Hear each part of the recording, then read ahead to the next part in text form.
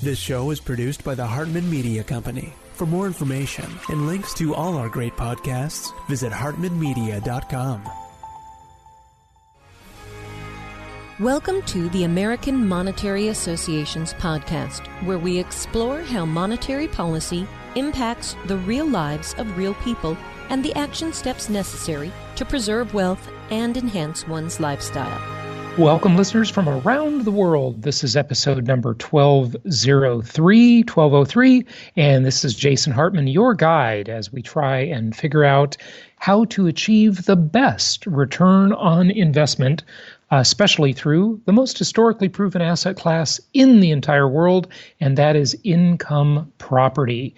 And, the question we need to have is, as we look at the economy, as we look at monetary policy, as we look at the trade war, and by the way, I don't know that trade war is even a fair phrase. Look at it, it's a trade negotiation.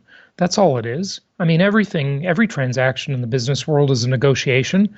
You could say that business is war. Sure, you could say that love is war, as the saying were, right? Or what's the saying? All's fair in love and war, right? Yeah, that's the old saying. But look, how does it relate to you as an income property investor? What should you do? What are the takeaways? We like to get into the ivory tower a little bit. We like to discuss the academic theory. But what really matters is, how does it affect all of us as investors? And what can we do to protect ourselves? What can we do to plan for the future? What can we do to achieve the best control over our financial future? And what can we do to achieve the best return on investment? So we're going to dive into that today. It's a little bit of a continuation from yesterday's episode, where we ended main causes of inflation. Adam is here with me to continue our discussion today. Welcome back, Adam. Thanks. It's good to talk about inflation. And also, I'm just going to call it a trade disagreement. Trade disagreement. I'm going to call it a trade negotiation, because that's what it is. Where did you want to start with the inflation talk here? Well, gosh, we left off yesterday, and let's just review these. In some ways, I think we ought to call the first part of this show the Investopedia segment, because that's where the article's from. It's really quite interesting, and as we were discussing it, Adam, before starting the episode today, I think maybe we came to the conclusion that this is a little bit big for a show. So we are going to put the link to this article, because I think you need to read it. We're going to put the link to it in the show notes at jasonhartman.com. So just go to jasonhartman.com, look up this episode, and right in the show notes, you'll have a link to this article. But the 9 common effects of inflation. I said causes, I believe I misspoke.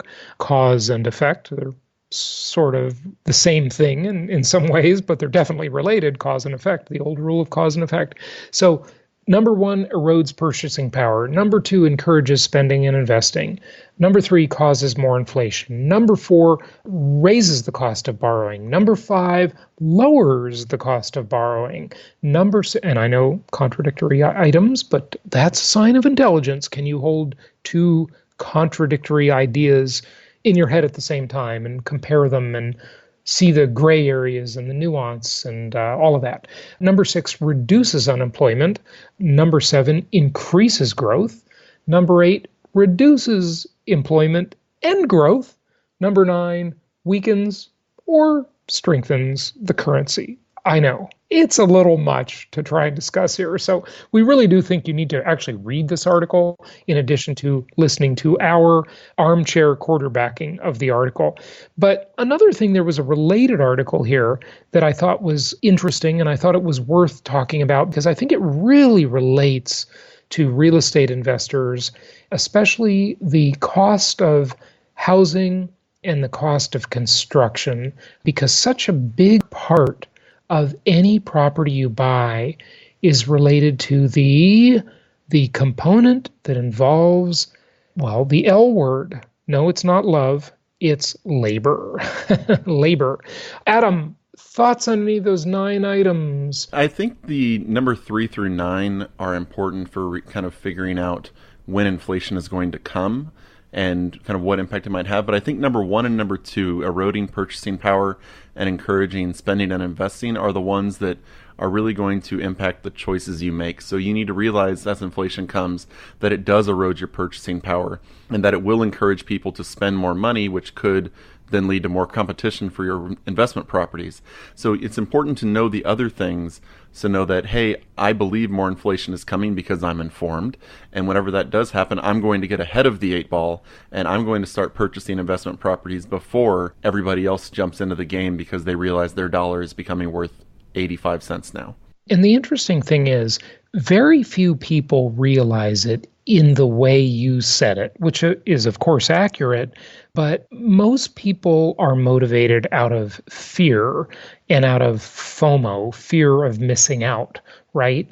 Because every market cycle that I have seen where it's been one of these really tight inventory cycles where there are very few properties to buy and prices are going up quickly, people buy not really out of opportunity as much as they do out of fear of missing out.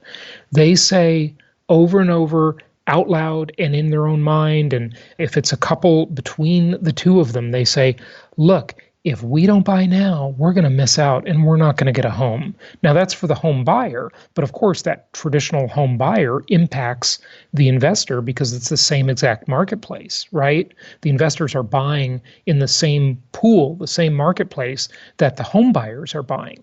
So that fear of missing out is a motivator, of course, for investors. That's why we see in a hot market, we see declining return on investment. We see inferior rent to value ratios, inferior cap rates or capitalization rates, and all of those return metrics are impacted.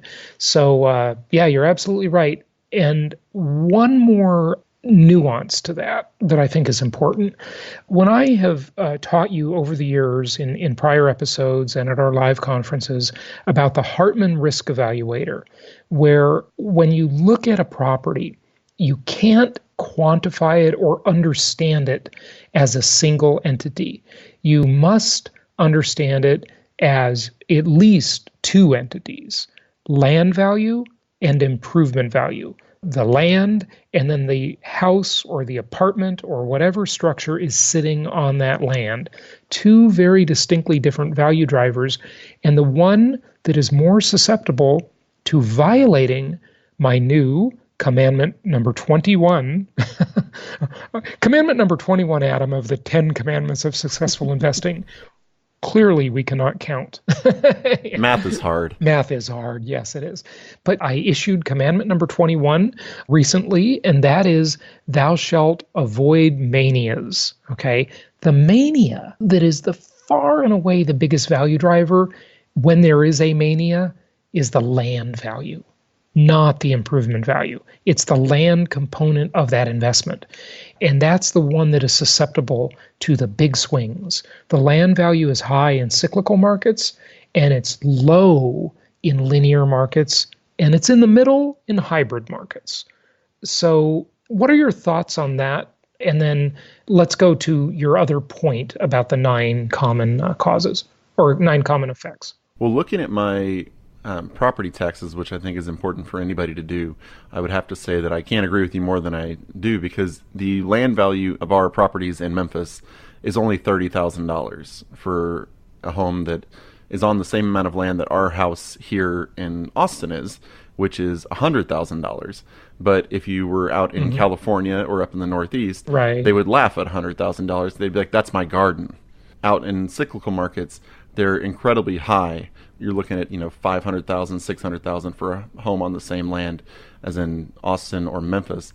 So it's really important because that's where your crash is going to happen, because the cost of construction is going to go up a little bit based on that, but your real big crash is going to come in your land values, as you mentioned.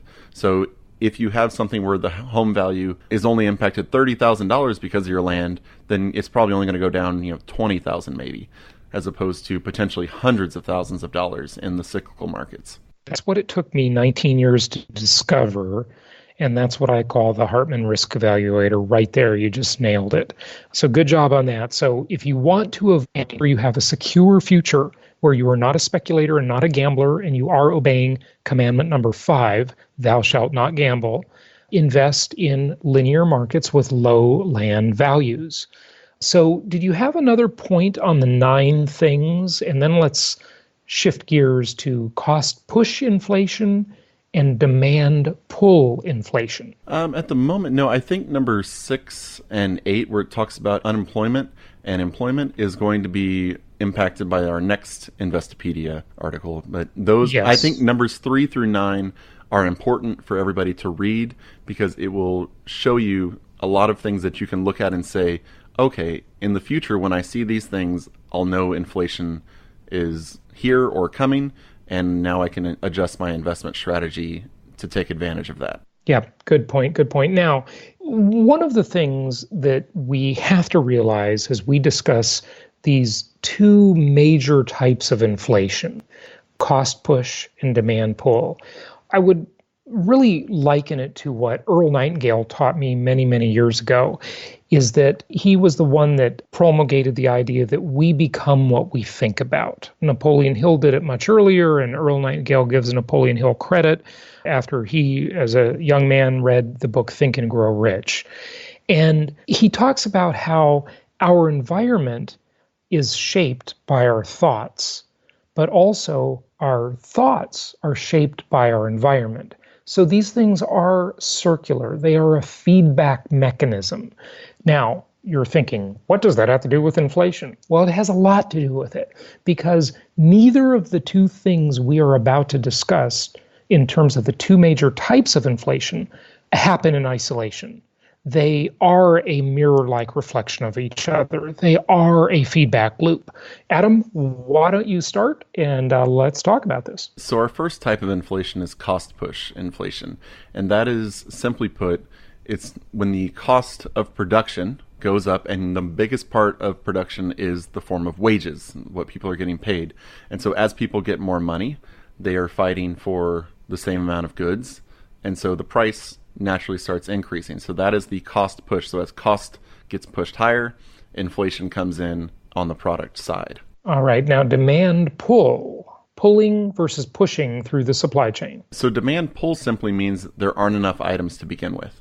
And whenever that happens, you start seeing people fighting for that item. So for an example of that is, it happened to us recently when Harvey came into Texas. And people, Hurricane. Yeah, Harvey, when Hurricane Harvey, not a guy named Harvey.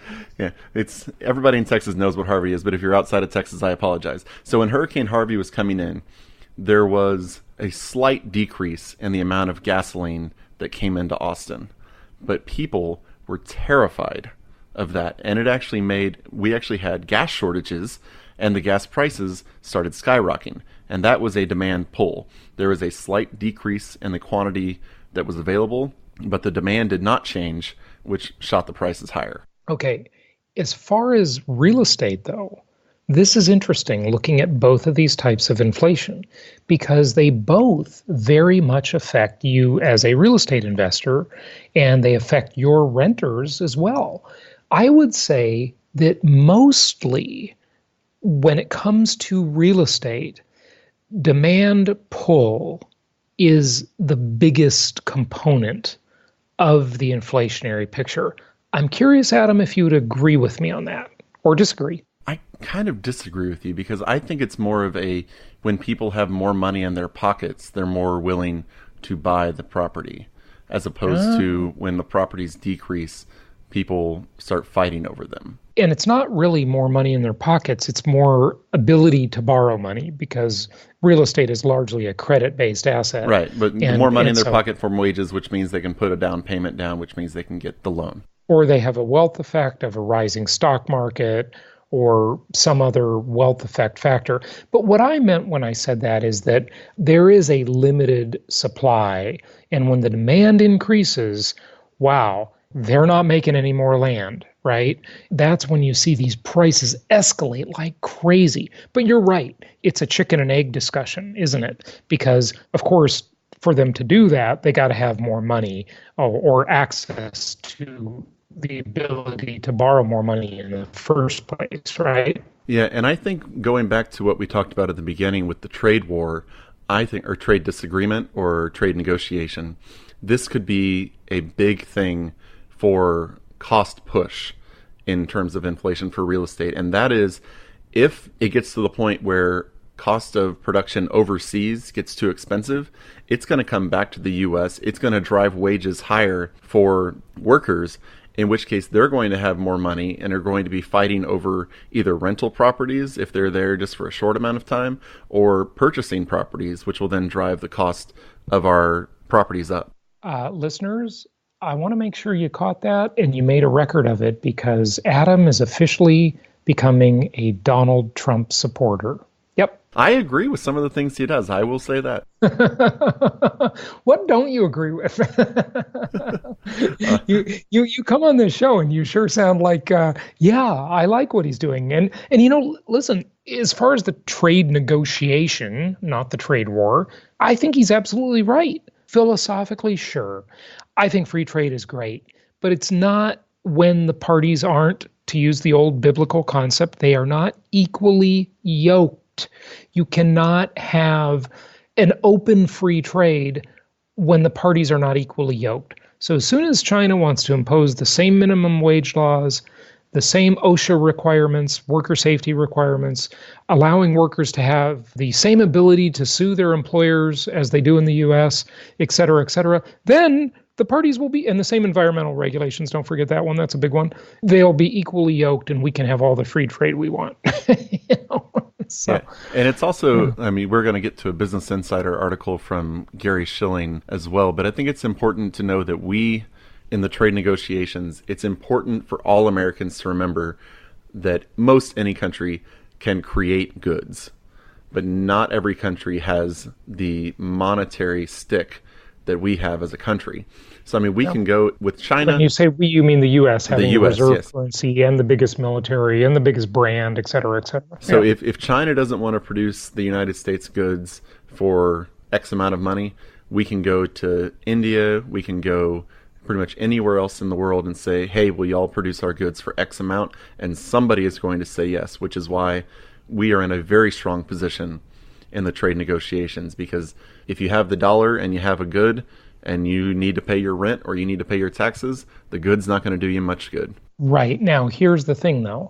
If China, and this is what Peter Schiff was saying many years ago, can ultimately decouple from the U.S., meaning they can create their own consumer economy, they can create a middle class or a customer, essentially, out of their own population that is as big as the customer of the United States, then the U.S. would not be in the catbird seat, as it were, and it wouldn't be able to negotiate the way Trump is negotiating, right? Because Peter Schiff's theory is, well, China's not going to need us. Well, he's been totally massively wrong about that, but it sounds good. It's a good theory. It's a good soundbite. I mean, I heard him saying that back in the early, maybe 2003, 2004. I remember that. Yeah, well, his assumption assumes that workers in China are going to be willing to put up with the current market that they're in. I mean, like you said, the minimum wage thing, the safety, health.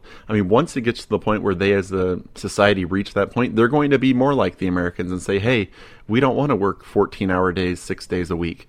We don't want to live at the factory. They live, some of them live at Foxconn and work 12 hours a day. So as that happens, their cost of production is going to increase, which will then make them not necessarily the best place to go. And so production will shift somewhere else, and then they'll be playing the same game that we're playing.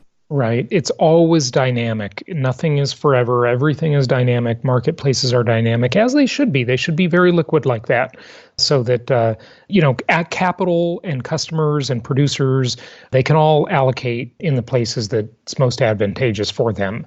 That's the great equalizer. And well, it's the invisible hand, as Adam Smith taught us, right? Yeah, and especially as it gets more expensive in China, if Peter Schiff becomes correct, then a lot of the production will be shifted back to the United States, which is great for the linear markets that we're in, because they're mostly the blue collar creating the goods.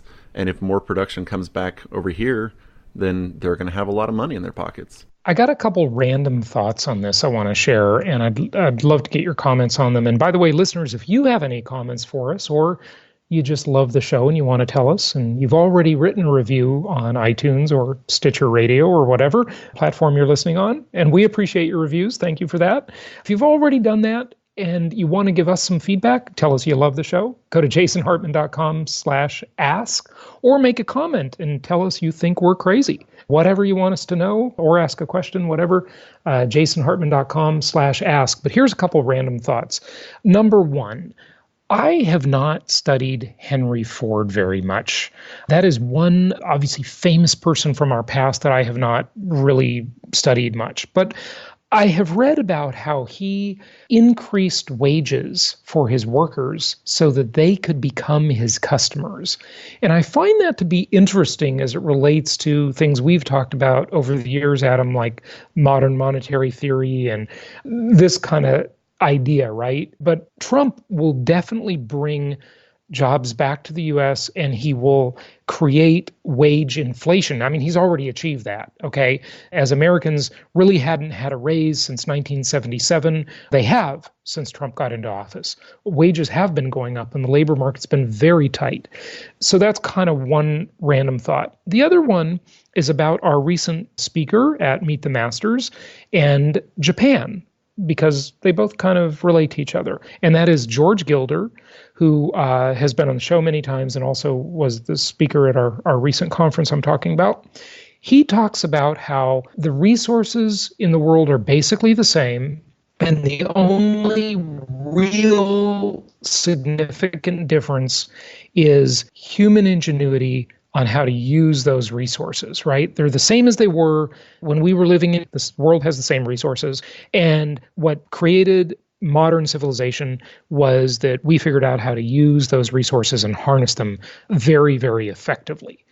And when you see a country like Japan, when it had its boom time, up to the late 80s, and then it had, the lost decade that became the lost 2 decades, right? And Abenomics, and well, Japan's a whole interesting story, but mostly I think a demographic problem.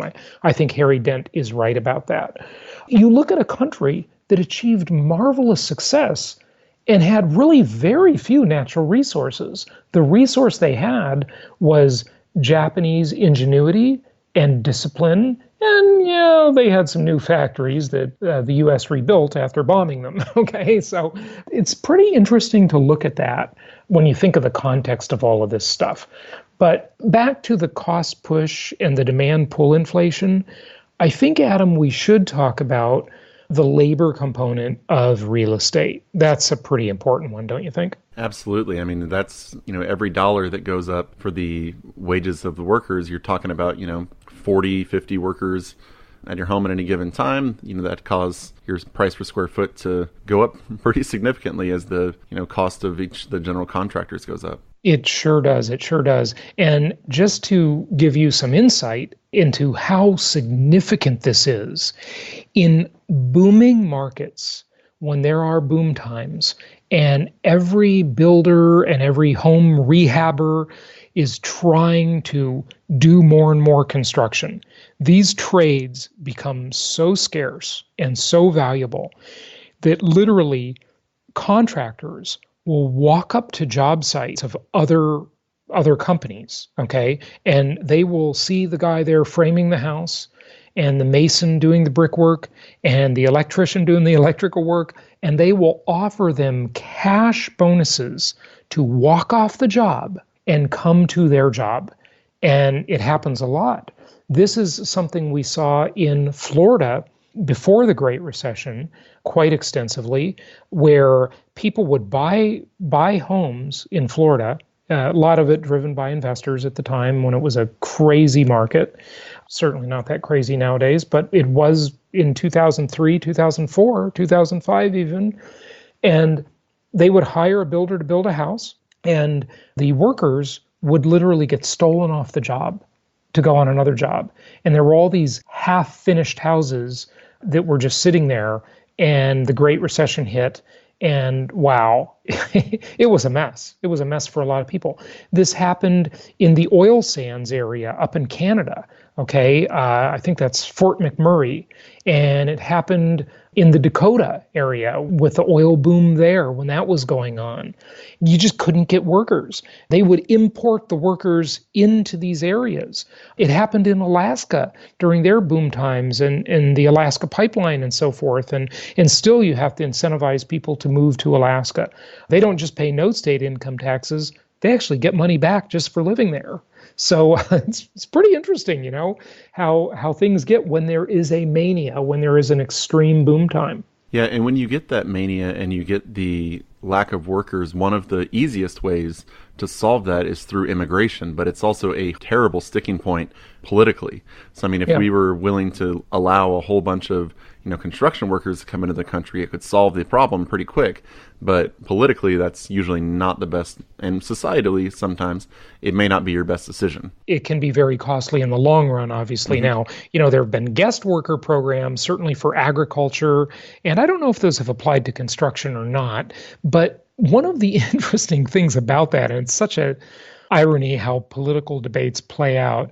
I remember back in the 80s when all of the liberals, all the Democrats were like hating on the Republicans. And here was the dialogue back then. It was like, well, these evil businesses shouldn't be allowed to hire people without double checking and triple verifying their immigration status. All the businesses are so greedy, they just want to hire all the illegals. Okay, like that was the dialogue back then. Isn't it amazing how it flipped? It flipped now to, even before Trump, okay, it flipped, in the last decade or so, to Hillary Clinton saying things like, the politically correct thing was workers without papers. It went from illegal alien to illegal immigrant to workers without papers, to undocumented workers was somewhere in between there, to workers without papers. And now it's funny how the exact same issue has completely flipped, right? It's like, oh, now those evil Republicans, they want to close the border, and the Democrats are just so kind-hearted, bleeding hearts, they want to let everybody in. See, before, the businesses wanted to get the cheap labor, but now the Democrats want to get a free voting block. Not cynical at all, are you? Adam, you couldn't write fiction this good. It's just funny. It's just funny how the debates just flip. It's the exact same issue, yet the way things are stated and the words they are given have huge meaning. They really do. I think you have more to say on the trade war before we go, the trade negotiation, but how the U.S. will win the trade war. Anything more on that? Mostly it's just that as it plays out, as things get more expensive, it's just important to look at where so say you're talking about cars get more expensive. Well, then the question you have to ask yourself is, when cars get more expensive, what's the first job that's likely to come back to the United States? Are we going to start shipping things in from overseas? Okay, well, if we're going to ship things in, then I should look at what's going on maybe on the coastal areas or along the Mississippi River, and kind of where are the jobs going to come in? Because that can tell you a lot about what area might see appreciation potentially, but also looking at where are my workers going to have the money to pay the rent, and I will not have to worry as much about the area and, having to evict tenants and all of that. Looking at where the money is going to flow back into the United States based on what happens in the negotiations. Yeah, so it's obviously a big country, and that's a great point. Where will that, as they use it in the land development business, that path of progress be? What will be the areas that are really the beneficiaries of this, and what will be the areas that, that don't capture any of this benefit, right? Yeah. That's a good question. We have really, really liked, from the beginning of me being in this business, helping nationwide investors back in 2004, we have been always thinking that the South, first of all, is the play, and the Southeast, particularly being the play, the southeastern region of the United States, that has become more and more expensive. So we have looked at Midwestern markets and done lots and lots of business in them as the South and the Southeast went up in price. But by and large, the auto companies, the right to work states where you don't have to join a union to get a job, which is a ridiculous concept. The warm areas, the nice climates, low cost of living, perfect for retiring baby boomers. And in many ways, perfect for millennials, right? Yeah, and as retired baby boomers happen, if they want to buy new properties or rent new homes in that area, you're going to need more construction. So that's going to help out everybody. Yeah, absolutely. Adam, I think we got to wrap it up. What do you think? I think it's about that time. All right. One last thing. Well, two last things. JasonHartman.com for the upcoming cruise. A lot of interest in that, but get yourself signed up. Get your stateroom booked for our cruise to Grand Cayman, Cuba, and Jamaica. It's going to be a great time. That's in November, but we got to get your reservations in as soon as possible. And if you are a spam victim, yes, if you have received spam from a real estate company, who will remain nameless, but another real estate company, if you got an email from a company where you did not sign up for their email list, let us know about it. We are doing a little investigation here, and we'd love to know, and we would very much appreciate your help as our dedicated listeners. So go to jasonhartman.com/ask and let us know, or send an email to reviews@jasonhartman.com. You can just forward that spam that you receive over there, and we'd love to take a look at it for you. Thanks for listening, and until tomorrow, happy investing. Thank you so much for listening. Please be sure to subscribe so that you don't miss any episodes. Be sure to check out the show's specific website and our general website, hartmanmedia.com, for appropriate disclaimers and terms of service. Remember that guest opinions are their own, and if you require specific legal or tax advice or advice in any other specialized area, please consult an appropriate professional. And we also very much appreciate you reviewing the show. Please go to iTunes or Stitcher Radio or whatever platform you're using and write a review for the show. We would very much appreciate that. And be sure to make it official and subscribe so you do not miss any episodes. We look forward to seeing you on the next episode.